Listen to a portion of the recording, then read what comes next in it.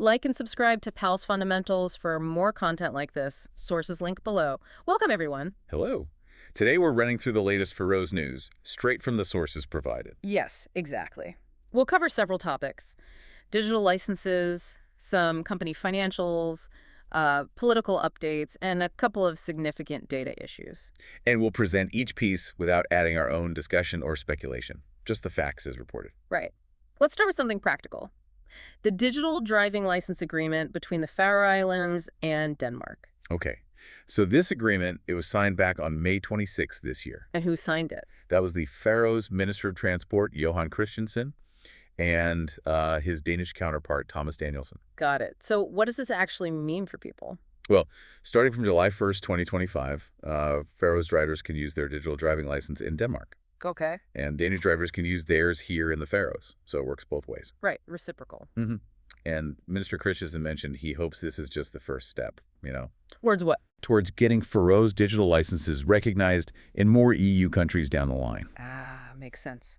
So the bottom line is the digital license is now basically the same as a regular one for proving you can legally drive in both places. Exactly. Legally equivalent. Okay. Moving on to some economic news now. Poul, Hansen PF, they've had a good year, I understand. A very strong financial year, yes. Their pre-tax profit was nearly 17 million DKK. Wow, 17 million. How does that compare to before? It's about 4 million DKK more than the previous year. So quite an increase. It is. It's actually their best result since 2011. Okay.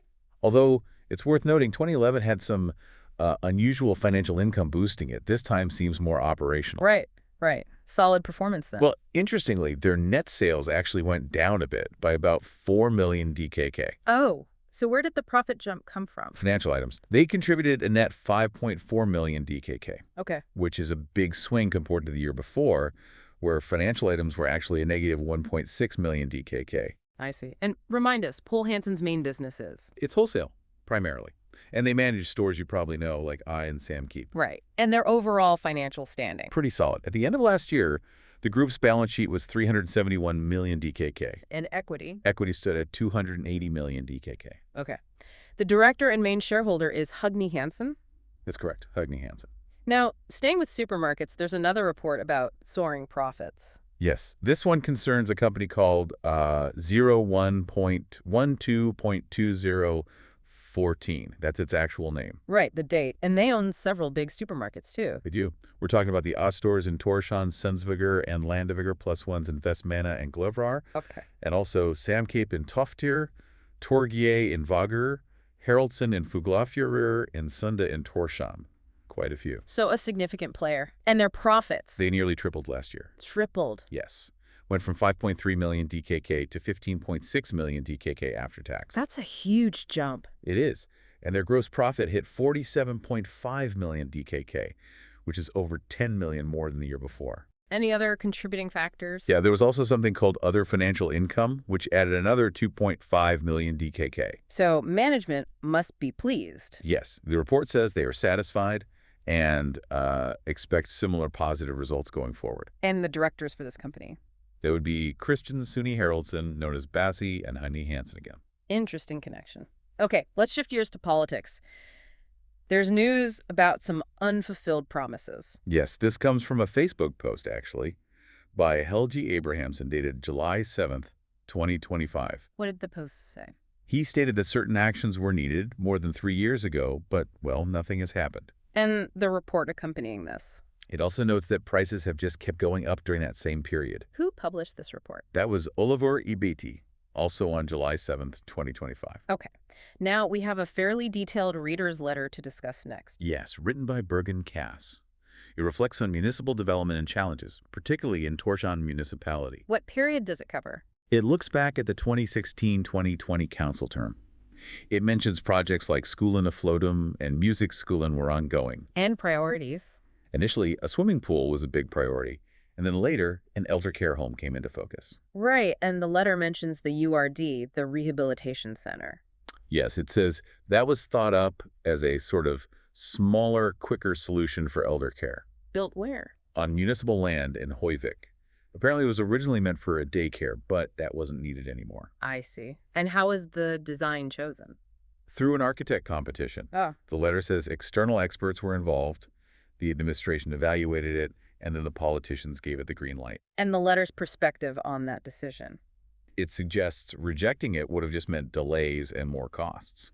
Okay, then moving on to the new elder care home itself. Yes. The letter says the initial plan was for Mark Nagel. It was supposed to have 68 rooms and 14 care residences. But that didn't happen smoothly. No. It was temporarily pulled from the council agenda. There were protests about a road connection to Hotel Fourier. A connection politicians didn't know about. Some politicians, yes. According to the letter, they were unaware of it. So what happened next? A new proposal moved the home to Stortjorn in Hoyvik. This was part of a plan for a new mixed-generation neighborhood. And why the move? The letter states this was approved mainly for speed to get things moving. But it didn't stay there either. Apparently not. Yeah. The letter says that in the next council term, it got moved again. This time to Del and Longa. Where work is happening now. Yes, preparations for excavation are visible there now, according to the letter. So what's the overall reflection in this letter by Berg and Kass? It sounds quite critical. It is. The letter sums it up by saying, many issues seem to involve, and I'm quoting loosely here, shifting politicians, hesitant processes, the same administration, several so-called experts, and a mix of political changes, advice, and maybe questionable solutions lacking overall insight.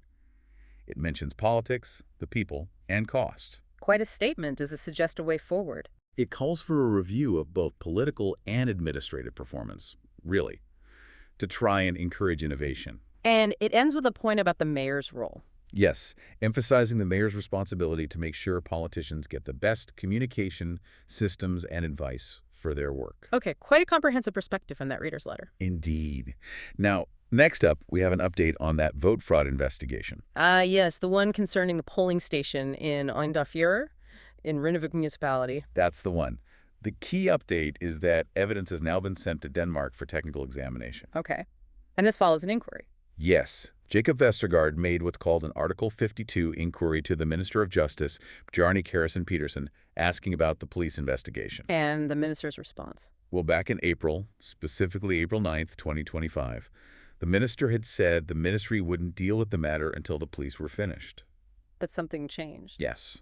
On April 23rd, 2025, the ombudsman of the Lurting recommended the ministry re-examine the administrative side of the case. And the ministry agreed. They did. They've now taken that up. But what about the police investigation itself, the criminal aspect? The minister confirmed they haven't received any updates directly from the police on that front. So the ministry asked the police for an update? Yes. They inquired about the status. Yeah.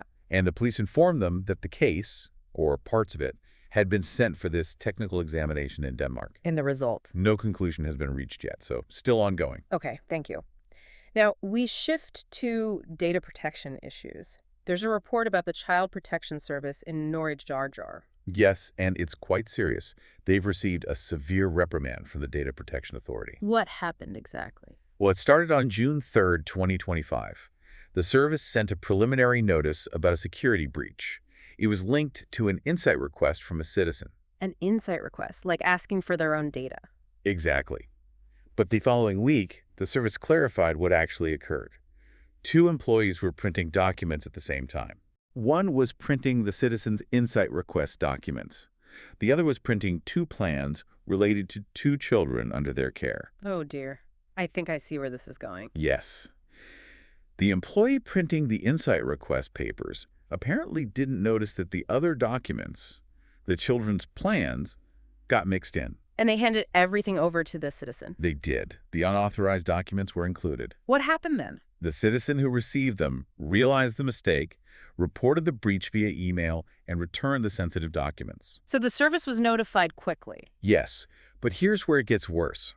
Despite multiple employees seeing the email and getting the documents back, they apparently didn't grasp the severity of the breach. They didn't report it properly. They reported it too late to the Data Protection Authority, and according to the report, without a good reason for the delay. Did they have procedures for this kind of thing? They did. Yeah. The report states they had clear, documented procedures. But they weren't followed. Exactly. In this specific instance, they failed to follow their own rules. So the Data Protection Authority's decision... A severe reprimand. And they've demanded the service hold an event for its employees focusing on the correct procedures. A clear message there. Absolutely. The authority stressed that the handling was unsatisfactory and made the point. Having clear procedures is not enough, they must be followed. A stark reminder. And there's another data breach report. Yes, this one involves Visit Faroe Islands and also their software provider, a company called Vita Software. And they've also received a reprimand. A severe reprimand, yes, from the Data Protection Authority. When did this breach happen? It was reported back in March 2023. Hackers apparently gained access to Vita Software system. Which affected Visit Faroe Islands data. How many people were impacted? Approximately 4,000 registered individuals. And what kind of information was compromised? Mostly email addresses and passwords for people using the systems of Visit Faroe Islands and various tourist information offices. Okay. But was there more sensitive data involved for some people? Yes. For people who attended those closed for maintenance events. Right, the Volunteer Tourism Initiative. For those individuals, health information was also compromised, which is obviously more serious. Definitely. What did the Data Protection Authority find in their investigation? 2 key failings. Yeah. First, Visit Faroe Islands and Vita Software didn't have a data processing agreement in place before the breach happened. Which is a legal requirement. Yes, it's legally required when one company processes data for another. And the second failing? Visit Faroe Islands hadn't conducted a risk assessment. Why is that important? Well, a risk assessment is how a data controller figures out the potential risks involved in handling personal information and what security measures are needed. Without it, you can't really know if your security is adequate. So the authority's conclusion. Because there was no data processing agreement and no risk assessment, the security measures were deemed insufficient. Plain and simple. Leading to the severe reprimand for both Visit Faroe Islands and Vita Software. Exactly. Okay. Finally, today we have one more item. It's another reader's letter. Is that right? Yes, this one is by Breckmann, published on vp.fo. The title translates roughly to Israel's people and Muhammad's men in many ways like day and night. It discusses the conflict in Gaza. Right. And just to be absolutely clear up front, the views in this letter are solely those of the author, Breckmann. We're just reporting on the content of the letter itself. Precisely. VP, the publisher, values freedom of speech, but the opinions are the authors. So the letter starts by mentioning Wintherig. A Faroe's media person? Yes. The letter claims Wintherig covers Gaza extensively and suggests he previously defended socialism and the Soviet Union. The author uses the term fanaticism, anti-Semitism, in relation to some viewpoints. Okay. What else does the letter claim? It asserts that certain individuals, in the author's view, haven't acknowledged large-scale killings allegedly committed by Islamists in South Sudan or by the Assad regime in Syria. Yet they criticize Israel. Yes. The letter claims these same people cry genocide when Israel defends itself against groups like Hamas, Hezbollah, and others. The letter then makes an argument about, quote, Islamic genocide against Jews. It claims that, if anything, Muslims committed genocide against Jews in the Middle East. Based on what? Based on the claim that 900,000 Jews were expelled from Muslim countries after 1947. The letter also touches on the UN partition plan. Yes, it recounts that the UN offered land to both Jews and Arabs from the river to the sea. It states Israelis accepted, Arabs rejected, and 5 Arab armies attacked the new state of Israel. The letter says Jews won that first war. And it provides population figures for Jews in the Middle East. It does. It claims that from nearly 1 million Jews in the region in 1947, only about 17,000 remained by 2025. Which the author characterizes how? As a, quote, 99% extermination by Arab countries since 1947, noting that Jews had Israel to flee to. Then the letter shifts perspective. Yes, it sort of turns the tables, as the author puts it, to argue that Israel has protected Muslims. How does it make that case? It states that 156,000 Arabs chose to stay in Israel after the 1948 war, and that this population has now grown to 2.2 million. A 15-fold increase. Yes, which the letter presents as, quote, the opposite of genocide. What about Gaza and the West Bank populations? The letter claims Gaza's Muslim population went from 240,000 in 1947 to 2 million today, an 8-fold increase. It also mentions Egypt didn't want Gaza back in the 1979 peace deal. And the West Bank? It claims the Muslim population there increased from 800,000 to 2.3 million. The letter concludes this data disproves talk of genocide by Israel. Does the letter mention Jordan and Egypt's stance on Gaza and the West Bank now? Yes. States Jordan owned the West Bank from 47 to 67, but doesn't want it back. And it claims neither Egypt nor Jordan seem keen to have their co-religionists home from Israel.